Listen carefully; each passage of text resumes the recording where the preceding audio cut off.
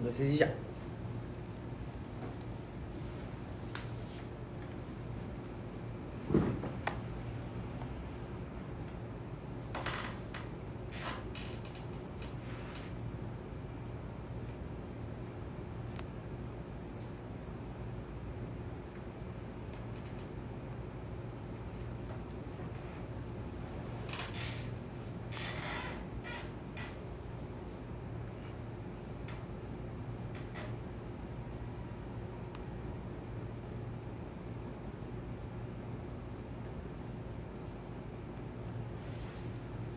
Olá, seu Miguel.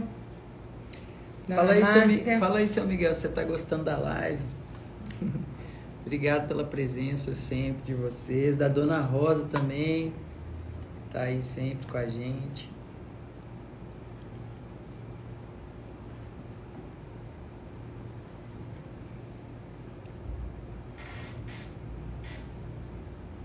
Olá, pessoal. Vamos aqui compartilhar novamente a tela com o Igor. Convidado de hoje, Marcos Campos.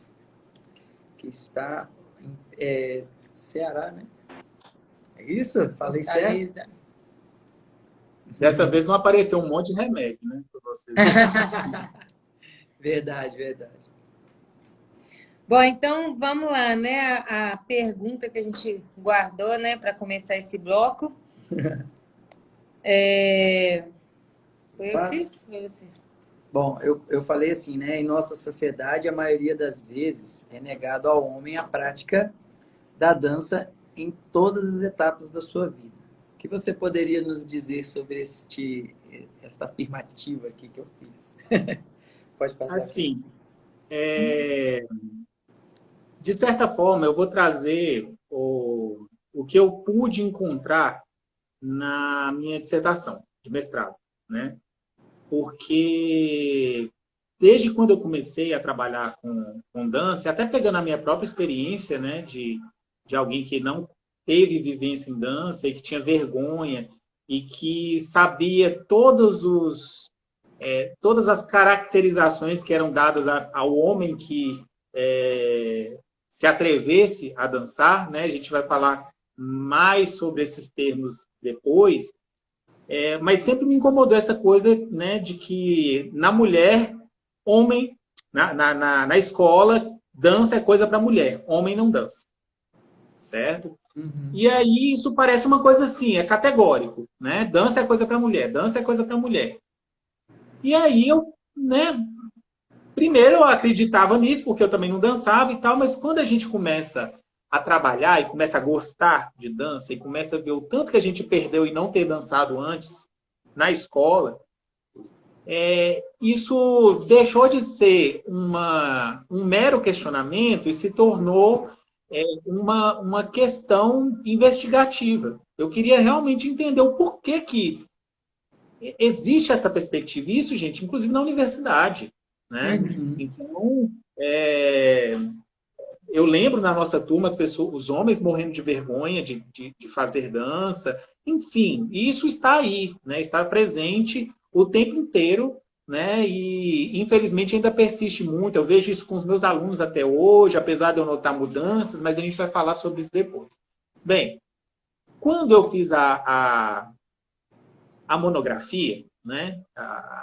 O trabalho de conclusão de curso, eu realmente queria entender como eu estava gostando dessa coisa de história da educação física, eu tinha feito uma optativa com o Tarcísio, eu quis realmente entender como é que era a dança na escola. Eu tinha só essa perspectiva, né, de ver como que era a dança nos 10 primeiros anos. Foi meio que para eu cumprir a coisa da monografia, mas trabalhando dança, que eu sempre buscava alguma coisa na área da dança. Eu acho que a Sara, inclusive, talvez você lembre, Sara, que eu ia fazer sobre taxa de sudorese e intensidade das danças folclóricas. Você foi até cobaia, você fez teste VO2 máximo comigo. Né, o meu tema era fisiologia do exercício. Aí eu fui parar na história da educação física, enfim. Mas aí, quando eu vi quando eu comecei a fazer a pesquisa, eu fui encontrando os documentos, eu fui entendendo ali, naquela realidade, dos 10 primeiros anos, década de 50, né, na UFMG, eu fui vendo que a minha primeira descoberta, que o curso naquela época tinha um currículo masculino e um currículo feminino. Achei aquilo super estranho, né? Porque quando nós entramos, era turma mista, né? Todo mundo fazia aula junto. Então, aquilo já me chamou muita atenção. Quando eu fui aprofundando no currículo, né, na grade de disciplinas daquela época, não tinha dança, nem para mulher e nem para homem. Aí já achei mais estranho ainda. Aí, quando eu fui aprofundando mais, que eu fui buscando outras referências, eu descobri que no currículo feminino tinha uma disciplina que era ginástica rítmica, certo? Não tinha dança nem para homem nem para mulher. Mas no currículo feminino tinha ginástica rítmica. E não tinha futebol. E do outro lado, ao contrário. No dos homens tinha futebol e não tinha ginástica rítmica. Aí eu achava, a princípio, que ginástica rítmica é igual a que a gente vê hoje, né? Massa, bola, corda, do jeito que a gente entende hoje. E aí eu fui pesquisando, fui olhando os documentos, aí eu vi a tese da Eustáquia, né, que foi nossa professora, Meninos à Marcha, Meninas à Sombra. Foi sensacional essa tese, que ela trabalha sobre essa questão do gênero na educação física, numa perspectiva histórica. E aí, eu tive contato com a tese da Ana Júlia Pinto Pacheco, que ela estudou um período bem grande da história da Escola Nacional de Educação Física e Desportos da Universidade do Brasil, que hoje é a Escola de Educação Física da UFRJ. Né? Então, a Universidade do Brasil foi a primeira universidade civil que foi criada por um decreto-lei em 39, decreto-lei 1212 de 1939. Então, essa Escola Nacional de Desportos, ela foi criada por um decreto, e nesse decreto dizia que, primeiro, deveria ter turma masculina e feminina, e já dizia quais disciplinas deveria ter em cada currículo. Isso dentre várias coisas. Por exemplo, eles falavam que os professores das áreas práticas só poderiam dar aula até, no máximo, 40 anos de idade. E aí, enfim, eram outros tempos, outras lógicas. Né? Uma lógica bem higienista, né? da performance, enfim.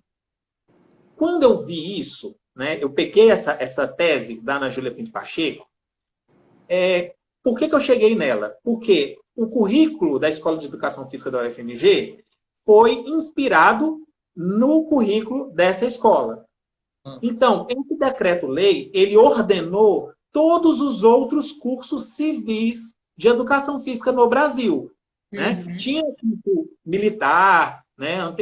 Em 1934, eu acho que tinha um curso militar em São Paulo, eu não vou lembrar direito agora. Mas, bem, enfim, ordenou todos os currículos, né, nesse período. E aí,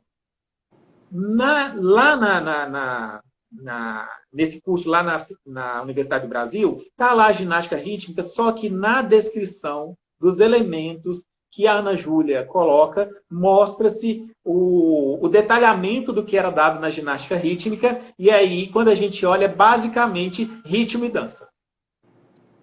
E aí eu não entendi.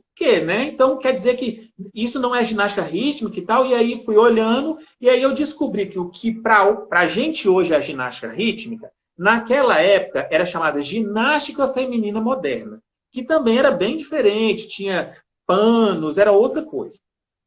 Aí o que acontece? Eu não consegui entender por que dança não se chamava dança e se chamava ginástica rítmica. E por que estava no currículo feminino e não estava no masculino. Aí eu fui buscar mais para trás. Né? A história acaba fazendo a gente esmiuçar mais atrás. Voltar e aí mais uns anos, né? Eu tive que... Porque, assim, quando a gente não entende algo aqui, a gente tem que tentar encontrar a explicação antes. Isso é uma das possibilidades que a história nos permite. A gente pode fazer um estudo... ampliando esse tempo histórico para tentar encontrar coisas diferentes, ou então eu posso fazer um estudo retornando. Né? E aí, Em 1927, aí falando especificamente em Minas Gerais, mas isso aconteceu em outras reformas de ensino pelo Brasil, mas em Minas Gerais, em 1927, houve uma reforma de ensino chamada Reforma do Ensino Francisco Campos. Essa reforma do ensino, ela pegou todo o sistema escolar de Minas Gerais e criou uma forma, né? Esse sistema escolar ele já vinha sendo formado desde o final do século XIX, né, 1890 e pouco, e aí ele vem se consolidando, ele vem inicialmente com uma perspectiva mais europeia, depois sofre uma influência norte-americana, escola nova, etc, etc, etc. Só que na década de 20 e principalmente na década de 30, a gente tem uma entrada fortíssima de uma lógica na escola, de uma lógica científica.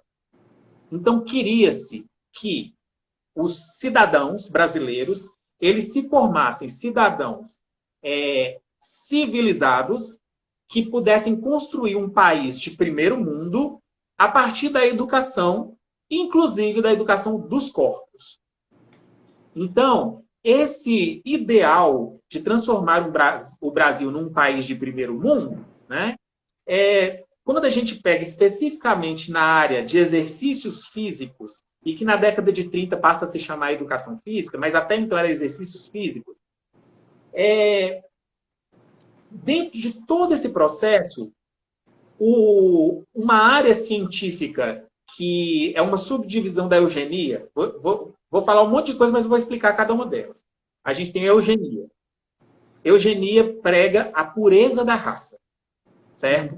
Quando a gente pensa isso, a gente lembra, por exemplo, lá do nazismo, né? A gente lembra, por exemplo, do Brasil trazendo europeus e japoneses para cá, para a colonização principalmente do Sul, ao invés de dar emprego para os negros que estavam largados depois da abolição da escravatura. Ao invés de resolver uma dívida histórica com os negros escravizados, eles resolveram trazer pessoas brancas com a perspectiva de embranquecer o povo brasileiro.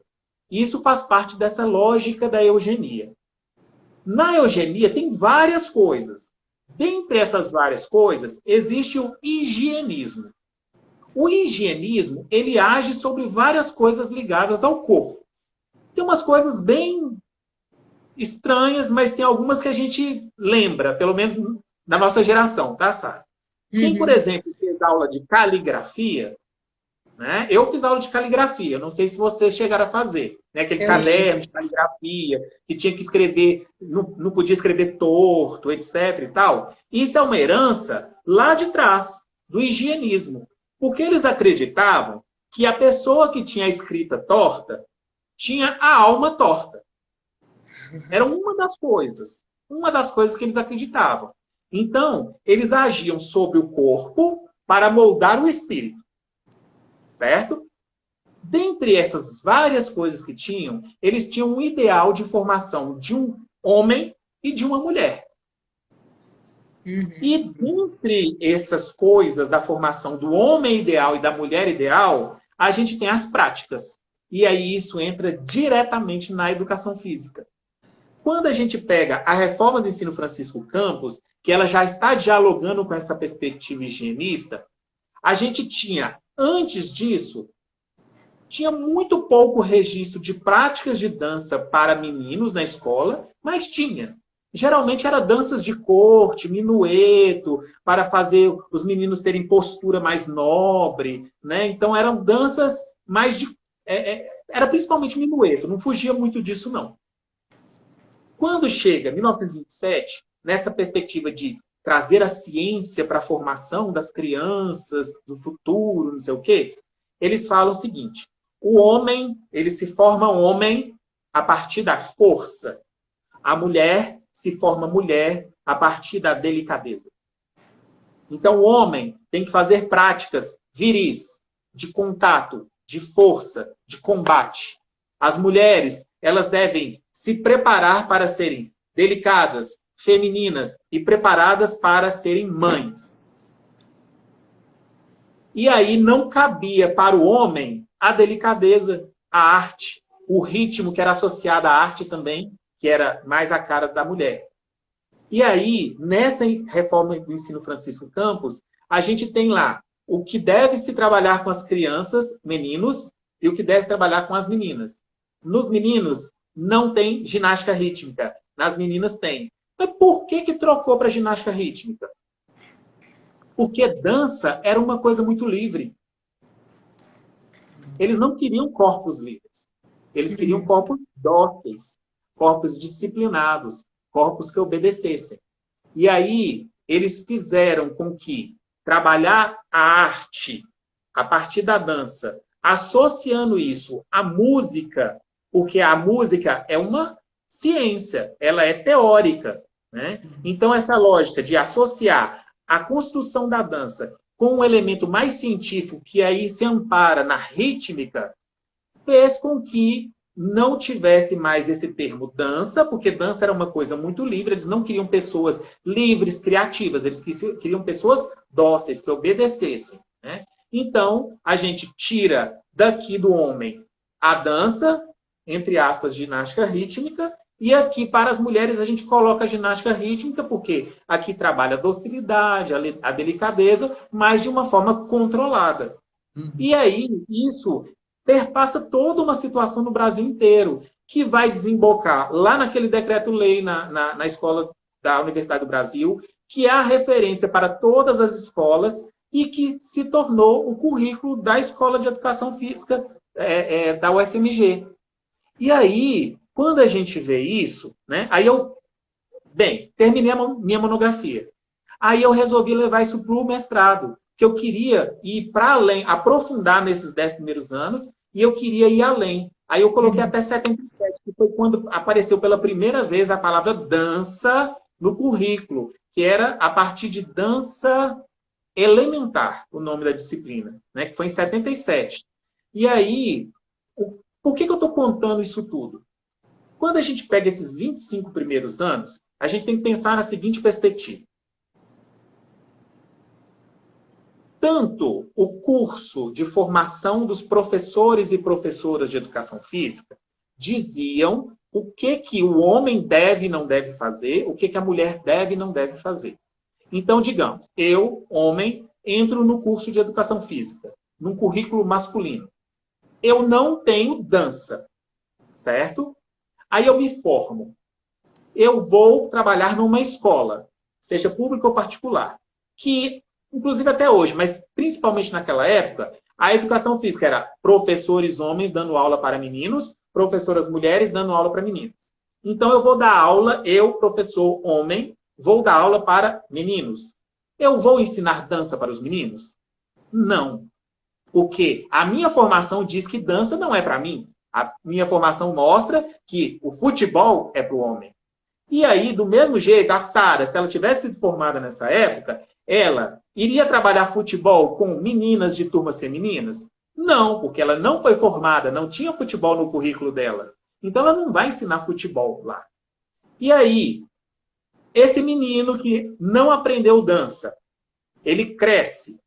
Ele vai fazer, eu vou fazer balé porque eu aprendi na escola. Óbvio que não, ele não teve dança na escola.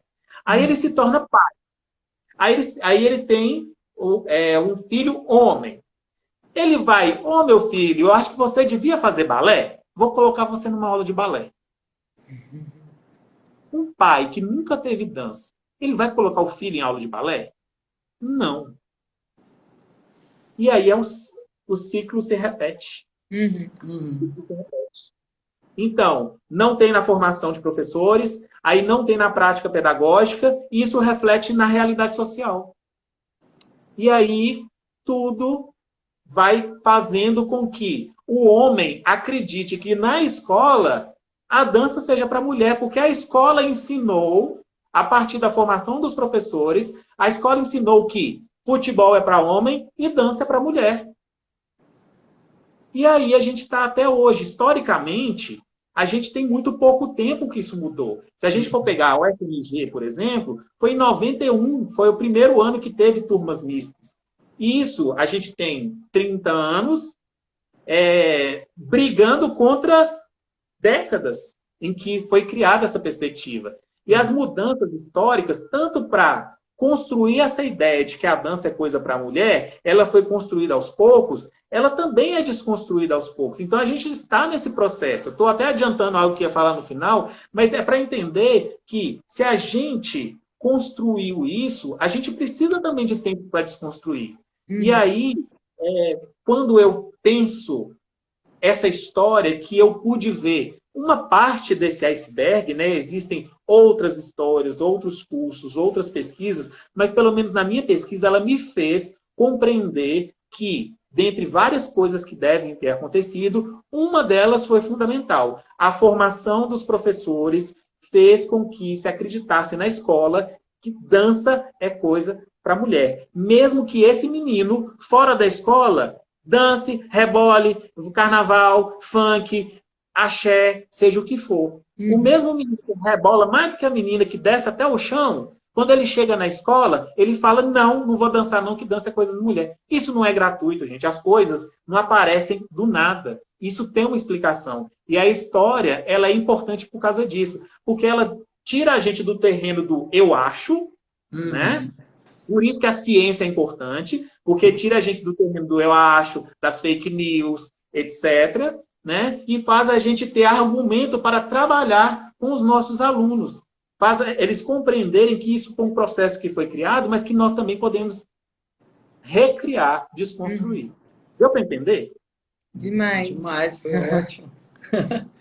E fala um pouco, Marcos, a diferença do termo, né? Preconceito e estigma. Olha, seguinte. O Bruno me apresentou o roteiro, né? Mais ou menos o que a gente ia conversar e tal. E aí me veio essa pergunta. Isso foi de manhã, né, Bruno? Que você me passou essa pergunta. Eu gastei metade dos meus neurônios e os outros estão anestesiados pensando nessa pergunta. Exatamente. Eu nunca tinha parado para pensar nisso, né? E aí, assim, eu vou colocar alguns elementos aqui, mas eu não consegui, de forma, vamos dizer, como pesquisador, de um pensamento acadêmico puro, eu não consigo ainda descrever de uma forma muito certinha, com super referências de autor esse, autor aquilo, tá? Eu vou falar a partir de muitas coisas que eu já li e vou tentar, a partir de alguns exemplos, me aproximar mais do que seja esse terreno do preconceito e do estigma. Primeira coisa que eu queria falar em cima disso. Primeiro é isso aqui, ó. Esse livro, tá aparecendo ao contrário para vocês aí, né? Mas é o Estigma. O autor é Erving Goffman. Esse livro é de 1963. Mas esse livro é como se ele tivesse sido escrito hoje. Foi o livro base da minha pesquisa de doutorado. É claro que tem algumas coisas que fazem parte daquela época. Exemplo, como termo técnico, ele fala, por exemplo, homossexualismo, né? Que é um dos sujeitos estigmatizados. Então, a gente já não usa esse termo, a gente fala homossexualidade, né? Porque ismo é um sufixo de doença. Aí tem uma parte que ele fala, por exemplo, que uma forma de fugir desse estigma é fazer a terapia de reversão do homossexualismo. Então, tem algumas coisas que fazem parte daquela época. Mas em conceito geral de estigma, é como se estivesse totalmente atual, apesar de ser de 1963. Então, o que o Goffman ele fala especificamente de estigma? Ele fala de como se a gente não estivesse ajustado a uma norma, certo? É como se a gente estivesse fora de uma norma. Eu tenho até uma cola aqui, eu vou pegar umas coisas aqui, porque senão eu quero deixar isso o mais contextualizado possível, né? Então, aqui, ó. Um termo técnico que ele usa fala de questões desviantes. São coisas que desviam da norma. Então, é como se a gente tivesse um caminho reto e todo mundo que seguisse esse caminho, ele é uma pessoa normal, que segue a norma. Toda pessoa que se desvia disso é um sujeito desviante. É uma pessoa que está sujeita a ser estigmatizada. Certo. Estigma, na compreensão que eu tenho por enquanto, posso, em leituras futuras, talvez eu encontre uma forma complementar ou diferente. Mas a minha compreensão de estigma é que ele parte de uma perspectiva de algo negativo. Certo? Então, o estigma é um tipo de coisa, de elemento, de situação, de rótulo que é colocado para a pessoa para fazer com que ela seja diminuída frente a algo que é padrão, que é norma. Ok? Então, eu vou colocar 4 elementos aqui. Eu vou colocar 2, que é o estigma e o preconceito. Eu vou levá-los para um denominador comum, que são os rótulos, a maneira como a gente caracteriza os outros. E esse aqui vai nos levar para um resultado, que é a discriminação. Ok? Então, vamos lá. Estigma é isso. É você etiquetar uma pessoa, você colocar uma etiqueta nela de que ela está errada, de que ela é diferente, de que ela é desviante, de que ela é anormal, de que ela é um problema. Hoje é fora do padrão, né? Fora do padrão. Então, a gente pensa em padrão e norma, né? Isso. Quando eu pego o preconceito, aí que vem o nó disso tudo. Porque, primeiro, quando a gente, nas nossas conversas, até no senso comum, porque a gente também não tem que achar que tudo que de senso comum é errado, porque não é, né? Senso comum é uma coisa, fake news é outra, né? A gente tem que fazer essa distinção, né? O senso comum também é formado por muitas coisas corretas, né? Bem, no senso comum, a gente acaba achando como um sinônimo perfeito estigma e preconceito.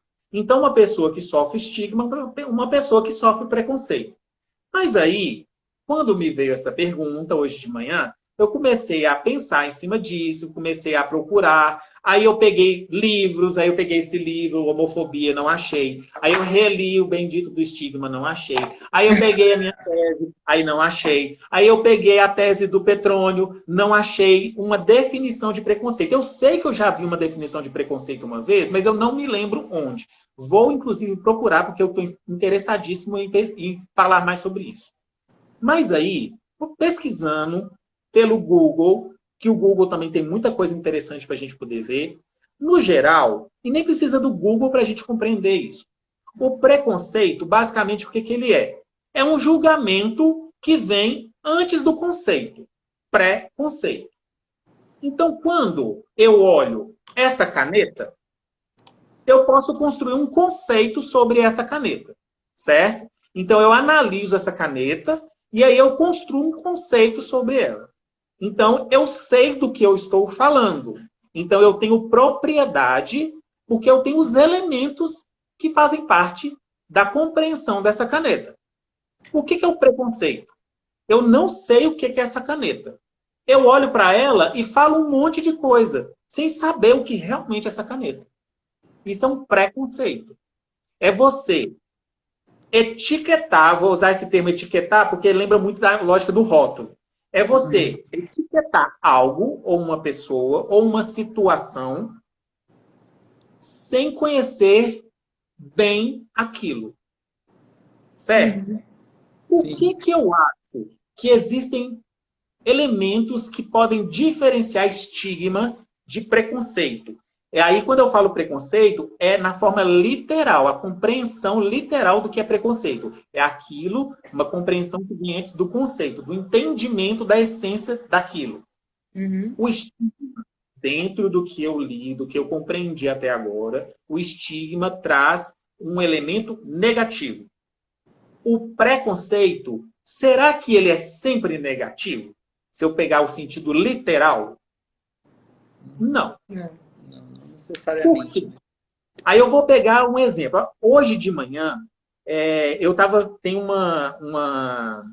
um perfil no Instagram do YouTube, né? Que eu sigo, que é Física e Afins, que é da Bibi Bailas. Enfim, ela fala sobre física, né? E aí ela mora no Japão, né? A Bibi, ela mora no Japão e ela tem um namorado japonês. E aí as pessoas que seguem mandaram perguntas para ela, porque ela falou que ia fazer um vídeo falando sobre o Japão, sobre coisas do Japão, e o namorado dela ia responder e tal. E aí teve um monte de perguntas super interessantes. Tipo, tem roubo no Japão? Umas coisas assim, sabe? Tipo, a gente não sabe nada do Japão. E aí teve uma pergunta que me fez pensar sobre essa questão do preconceito. Uma das perguntas foi o seguinte: o japonês é organizado? Isso é um preconceito que a gente tem do japonês. A gente não conhece o povo japonês e já tem um conceito sobre ele, achando que ele é um sujeito organizado. Super. E a princípio, a gente pensa que uma pessoa ser organizada é uma coisa positiva. Então, quando a gente pensa nisso, a gente pode ir pela perspectiva de que preconceito, no sentido literal, pode ser algo positivo, pode ser algo negativo. Uhum. Deu para entender onde que eu estou querendo chegar? Uhum. Ok? Então, assim, ó, tanto o estigma quanto o preconceito criam rótulos. O japonês, ele é organizado. Sei lá, toda bailarina é heterossexual. Isso é um rótulo. Certo? Uhum. Será que é? Não existe bailarina lésbica? E todo bailarino é homossexual. Mas como porque assim, o bailarino associado à homossexualidade, ele está bem nessa perspectiva aqui de estigma que é colocado. Mas eu queria pegar uma coisa que é tido como uma quase certeza, né? Uhum. Então, a Sim. mulher feminina que gosta de homem, ela pode ser uma bailarina, porque mulher que gosta de homem é feminino e mulher sendo feminina, ela gosta de balé. Então, balé é uma coisa para mulher, porque entende? Uhum. A gente associa isso já. A gente Sim. para e pensa assim, tá, então, se eu for por essa perspectiva, eu estou rotulando que a mulher que faz balé, ela é heterossexual. Da mesma forma, a mulher que faz hip hop tem alguma coisa estranha aí. Tem alguma coisa estranha aí. Então, os dois, eles constroem rótulos. Só que eu fico com receio de falar que os dois são sinônimos perfeitos, estigma e preconceito, porque o estigma eu só consigo, nas leituras que eu tenho, só consigo ver perspectivas negativas. E o preconceito, na lógica de você rotular sem conhecer, é diferente. Certo? Esses rótulos que são criados aqui, quando eles são negativos, vindo do estigma ou vindo do preconceito, eles levam à discriminação, que é a diminuição do sujeito ou daquele grupo social frente àqueles que se acham superiores a eles. Certo? Então, isso, gente, entra um monte de coisa. Eu anotei umas coisas aqui. Por exemplo, vamos lá.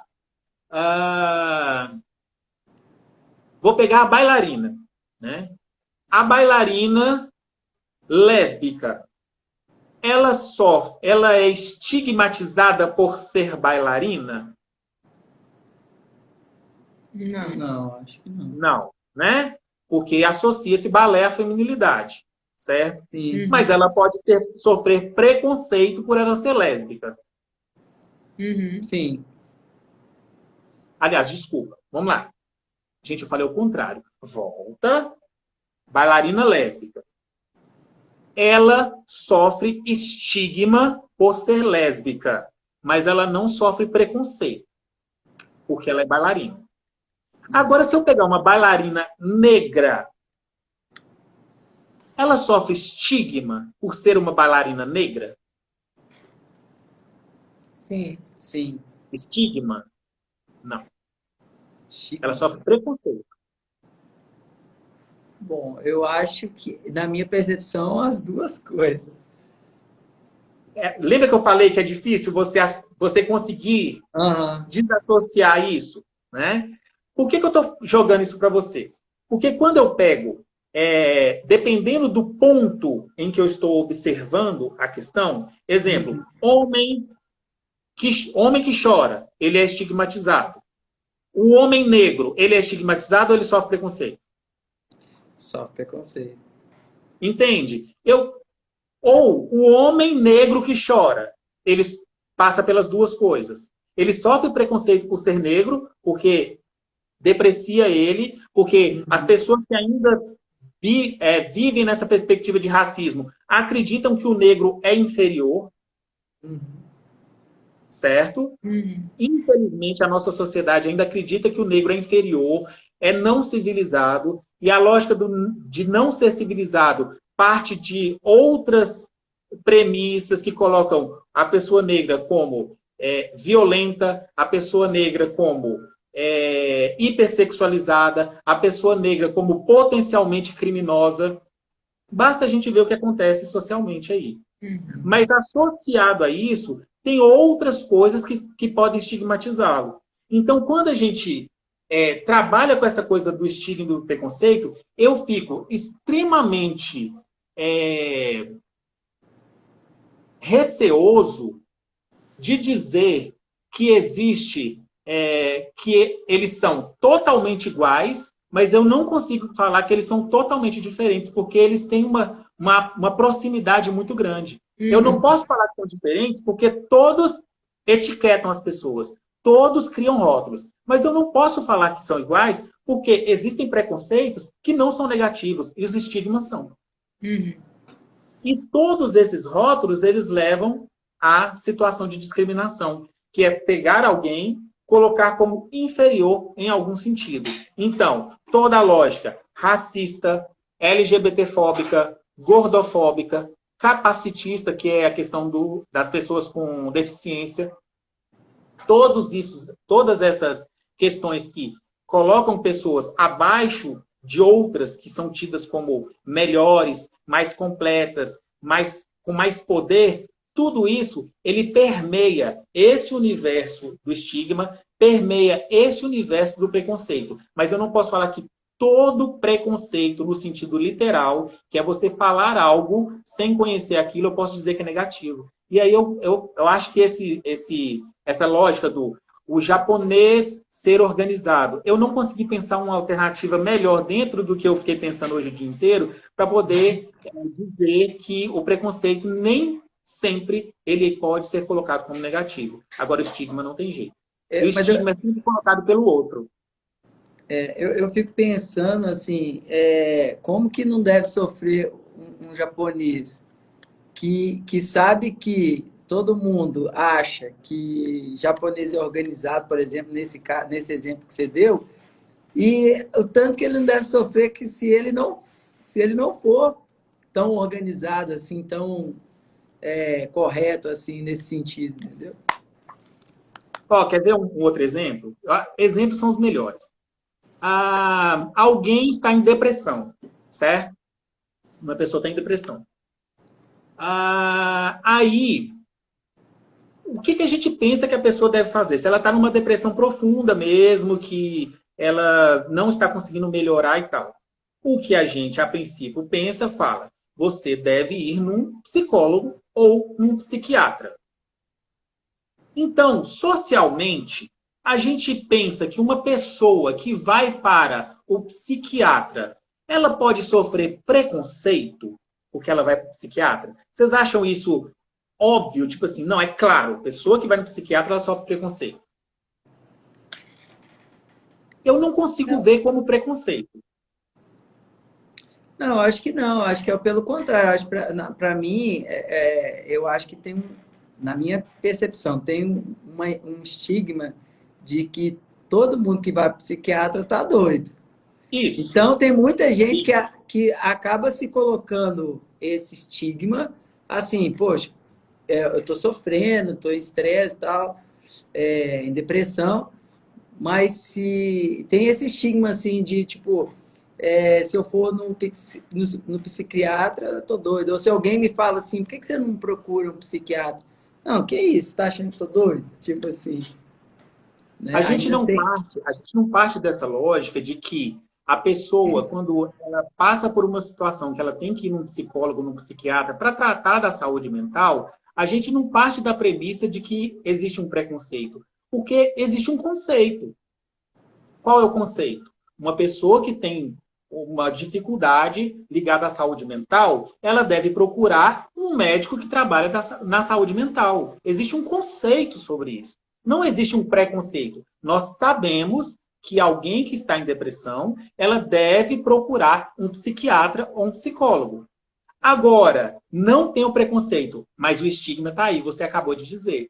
Então, muitas pessoas têm o conceito, sabem que deve procurar um psiquiatra, sabem disso, elas têm plena noção disso, mas elas não procuram o psiquiatra por quê? Por medo de ser estigmatizado.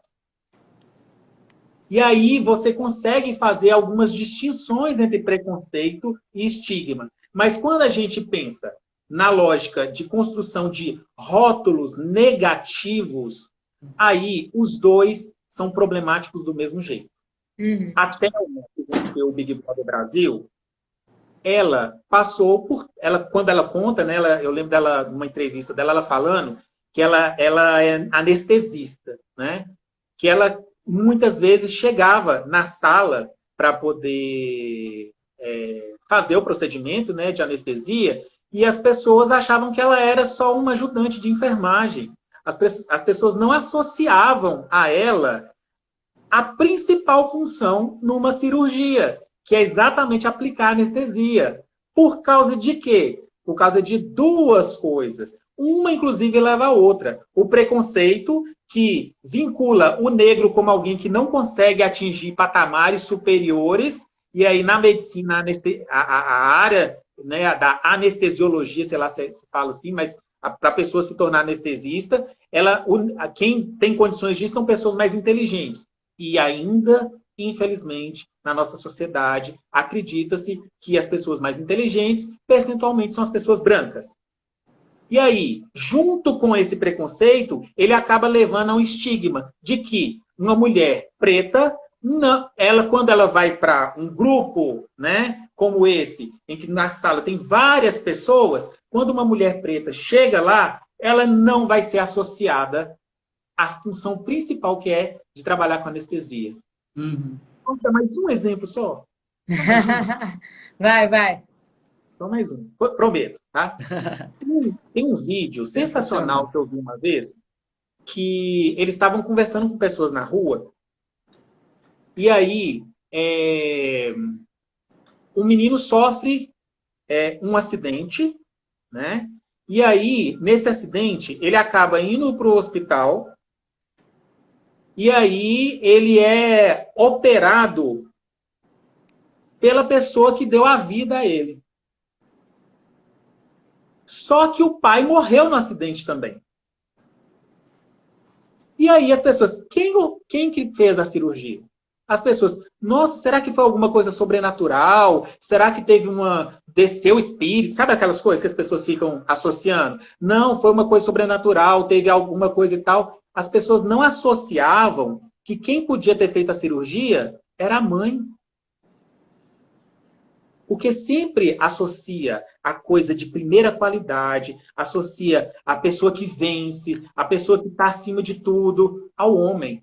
As pessoas não associavam a pessoa que salvou o filho, o pai morreu. Então, quem que salvou? Como assim? O pai morreu. Tá, ele também tem mãe. A mãe também pode ser médica. E aí a gente entra na perspectiva de estigma também. Existe preconceito com mulher ser médica? Vocês acham? Não. Acho que não. Preconceito? Não. Preconceito com a mulher ser médica? Ah, você é médica, tem preconceito contra a mulher médica. Algumas pessoas mais, né, sem noção pode até ter, mas no geral, socialmente, não. Mas existe um estigma que faz com que acredite que nas coisas mais superiores, mais elevadas, que precisa de mais inteligência, que precisa de mais condições, quem está lá são os homens. E não é bem assim. Falei demais, vai lá. Não sei se eu... Eu acho que um filme que... É uma coisa que eu preciso, inclusive, estudar mais. Um filme que exemplifica isso é 12 anos de escravidão.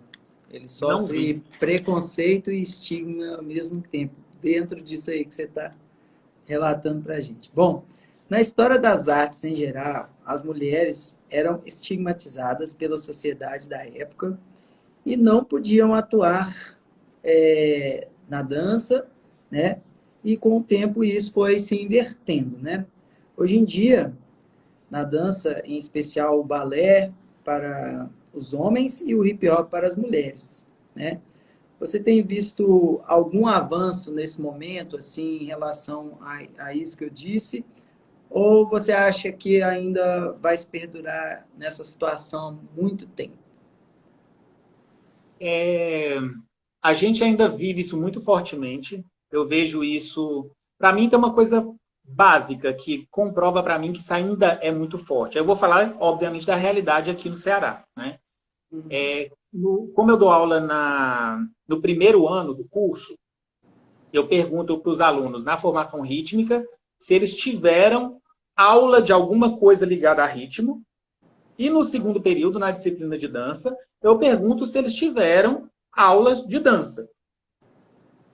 A imensa maioria dos alunos vindos de escolas públicas e particulares tiveram nada ou quase nada de dança, certo? E não é só dança, artes como um todo. Como você citou também as artes como um todo. Quando tem, é um caso à parte, assim, porque foi um professor massa que teve, ou porque foi uma escola de ponta que tinha realmente um investimento na área artística e tal. Então, são coisas mais pontuais. Agora, a grosso modo, eu ainda vejo essa geração que ainda está vindo como alunos de graduação, né, ainda está vindo com uma pouquíssima vivência de dança, de música, de artes como um todo. Né? Mas eu noto uma mudança de perspectiva já acontecendo. Porque, assim, eu já estou há 20 anos nisso. Né?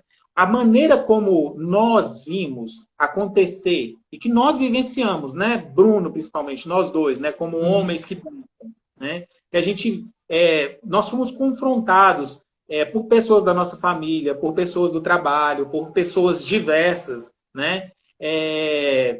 Em muitos sentidos. Aí eu vou destacar dois. O primeiro referente à sexualidade e o segundo referente à própria arte em si, né? De desmerecer a arte, de achar que a arte, o que você faz? Eu danço. Não, eu quero saber com o que você trabalha. Eu trabalho com dança. Nossa, coitado, né? Inclusive a gente é estigmatizado por ser artista, né? Então, assim, nós sofremos por vários tipos de lógicas, de rótulos que são construídos e que a gente está atravessando muitos deles. Só que eu noto que apesar dessa mudança estar acontecendo muito lentamente, eu vejo uma diferença da maneira como os jovens de hoje eles encaram as relações entre eles e a relação deles com o corpo de uma maneira muito diferente do que era da nossa época, da nossa geração, sabe? Essa geração millennium, ela se permite mais experimentar todas as possibilidades. E quando eu falo isso, eu não estou falando que é um oba-oba, não. E também, gente, cada um vive a sua corporeidade, a sua sexualidade, a sua arte, o seu trabalho do jeito que quiser. Né? Mas eu noto que a juventude de hoje ela está menos grilada, usando o termo da nossa época, né? Ela está menos noiada com essas coisas. Eu noto que os meninos hoje em dia, na aula, eles se permitem mais fazer as coisas. Eles têm dificuldade, mas eles são mais abertos ao diálogo. Né? Quando eu penso, por exemplo, na dissertação, as professoras que eu entrevistei, né, os alunos, eles na década de 60, 70, eles sentavam, pegavam o jornal, abriam e não faziam aula. Porque se construía essa perspectiva. Não, eu não vou dançar porque dança é coisa para mulher. Então eles sentavam e não faziam aula. Quando eu penso isso há 60 anos atrás, e eu vejo hoje situações como, por exemplo, o meu grupo de dança teve período que eu tinha mais homem do que mulher. Uhum. Uhum. Entende? Isso era impensado há bem pouco tempo atrás. E é engraçado que as pessoas associam a cultura nordestina, inclusive a cultura cearense, a uma perspectiva extremamente machista, e eu já não vejo isso tão forte. Eu não sei como está aí, eu não dou aula há mais de 10 anos, né? Eu não sei como está a realidade em Minas, se houve uma mudança, mas mesmo na época que eu mudei para cá, né, eu dava aula até 2009 no meio universitário. Eu comecei a dar aula em 2010. Quando eu mudei para cá, eu já notei uma diferença de culturas. Então, primeiro tem isso. Eu acho que as culturas, elas encaram de forma diferente, porque a cultura cearense, eles são mais relaxados com essas coisas. O mineiro é um bicho chato demais, certo? Nós somos extremamente críticos. O cearense, ele fala as coisas, né? Para quem não está acostumado, é até assustador. Quando eu mudei para cá, eu fiquei muito assustado. Né? Que as pessoas, elas falam abertamente. Então, assim, se ela quer... A gente, quando queria falar mal de alguém, né? Momento de fofoca e tal. O mineiro, quando quer fofocar, ele fala, não sei o que e tal. O cearense, ele chega e fala na lata, fala com a pessoa. E aí, depois que falou, aí tem uma discussão e tal, daqui a pouco os dois saem para tomar uma cerveja. Aqui é assim, né? Então, quando você vê essas realidades sociais e com o avanço das gerações, eu tenho a sensação e a esperança de que É mais esperança ou mais sensação? é os Sara, são as duas coisas, sabe? Porque assim, eu vou usar um pouco a lógica do Paulo Freire. Eu não vou, que não é pensar esperança no sentido de esperar, é no sentido de esperançar, que é a coisa de caminhar para a mudança, né? Uhum. Então, essa minha esperança é no sentido de caminhar para uma outra perspectiva, para um outro pensamento de educação, de contexto como um todo. Eu estou recebendo alunos de. Vou dar um exemplo. Esse semestre agora eu tenho um aluno chamado Lucas Timbó. Ele fez ensino médio com o André Cirino. O André Cirino foi professor dele no ensino médio. O André Cirino foi meu aluno em Uhum. 2012, se eu não me engano, 2012. Naquela época, o André Cirino, ele aprendeu a trabalhar com dança e com ginástica, esportes, capoeira e tudo e tal. E eu tento fazer com que os alunos, eles compreendam que minimamente eles têm que trabalhar com os alunos, para não dizer que é obrigatório na escola, né? O Uhum. André Cirino, ele trabalha, eu sei que ele trabalha dança lá na escola pública que ele dá aula. Ele ensinou dança para o Lucas Timbó. O Lucas Timbó, hoje, é meu aluno da graduação. Ele chegou e falou, professor, eu sei dança porque o meu professor do ensino médio, ele ensinou. E ama fazer as aulas, e super interessado. Então, quando eu vejo que o trabalho que está sendo construído, e que foi construído por outras pessoas antes de mim, está começando a mudar, e aos poucos isso está mudando, eu realmente acredito, assim, eu tenho uma esperança muito concreta, no sentido de esperançar, de que isso vai mudar.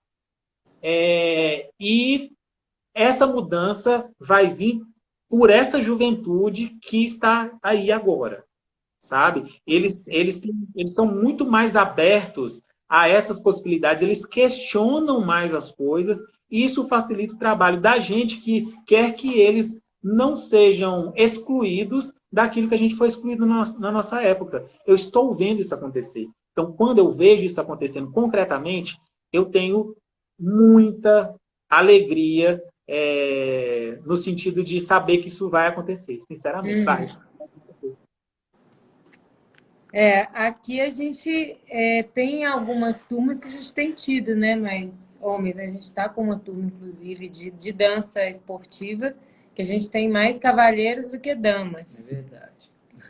Tem acontecido também. Então, a gente também estamos aqui, né, nessa esperança também, trabalhando para isso. Assim, às vezes às vezes eu acho que é um pouco, assim, é igual a gente está falando sobre estigma, às vezes a gente também tem esse estigma na dança, no sentido assim, muitas vezes você vê gente talentosíssima que vai, assim, longe na dança e, de repente, por algum momento, às vezes, muitas vezes, pressionado pela própria família, que de repente cessa o processo com a dança, que poderia até, sei lá, ser um bom profissional e, lógico, está estudando paralelamente, fazendo faculdade e de repente dá uma cortada e vai para um outro caminho, assim, que eu acho que na minha percepção ainda muita crueldade em relação o que as crianças, jovens, adolescentes que dançam sofrem, né? Porque a gente vê que tem muita gente, muita criança, muito jovem, adolescente, gostaria de se ascender na sociedade como bailarino, dançarino, professor de dança e tal, e muitas vezes nesse sentido, assim, que eu estou falando da crueldade ou do estigma mesmo que existe em relação ao que você estava falando mesmo um tempo atrás, né? Ah, mexe com dança, né? Não trabalha com dança, não mexe com dança. Não, mas o que você faz? Né? Não, trabalho com dança. Não, mas mesmo assim as pessoas ainda insistem, né, com a gente. Não, mas assim, o dia inteiro? O dia inteiro. Trabalho o dia inteiro com dança. Mas como que você dá conta? Tipo, as pessoas têm curiosidade, né? Realmente as pessoas têm curiosidade, sabe?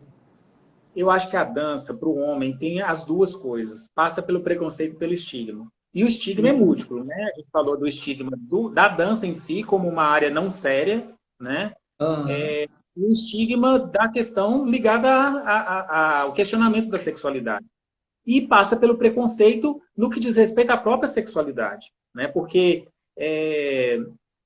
eu acho, eu tenho uma lógica, uma construção na minha cabeça, e minha cabeça é grande, né, Sara, como você sempre diz. Então, essa lógica ocupa um grande espaço na minha cabeça,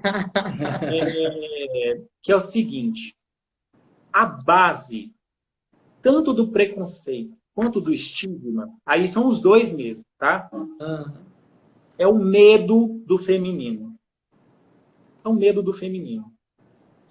Tudo que associa-se ao feminino tem que ser subjugado, tem que ser diminuído, entende? Então, por que os homens gays, eles sofrem preconceito? Porque eles, dentro dessa lógica construída do preconceito, eles se aproximam do feminino, eles se afastam daquilo que é superior, que é a virilidade, a masculinidade. Quando uma mulher ela é lésbica e ela sofre preconceito, por quê? Porque ela é mulher e ela não deve se atrever a transitar por um terreno que é do homem. Quando um homem dança e ele sofre estigma e preconceito, por quê? Porque a dança faz parte do terreno do feminino. Então, o que você está se envolvendo com esse negócio que não é para homem? Entende? Então, assim, a sociedade, quando a gente fala dessa sociedade machista, misógina, patriarcal, essas três palavras que estão grudadas, elas estão dentro desse sentido. É o medo do feminino, gente. É o medo do feminino. O homem tem medo do feminino. E quando ele tem medo do feminino, o que ele resolve para poder lutar contra esse medo? Ele subjuga. Ele comanda. Ele bate, ele oprime. Atrás disso tudo, ou na frente, ou em todos os lugares, tudo é o medo do feminino. O homem tem medo da mulher. O masculino tem medo do feminino. Porque o feminino é que é o dono da vida, gente. Marcos, olha só, vamos só fechar aqui essa live agora. A gente tem menos de 1 minuto. Isso, a gente ainda tem. A gente vai voltar. A gente tem duas perguntinhas ainda, a gente vai voltar. Então eu convido vocês que estão aqui nos acompanhando a voltar para nosso terceiro bloco com o Marcos, que a gente ainda tem um pouquinho de conversa com ele. Muito obrigado e até daqui a pouquinho. 2 minutinhos a gente está de volta, pessoal. Muito obrigado.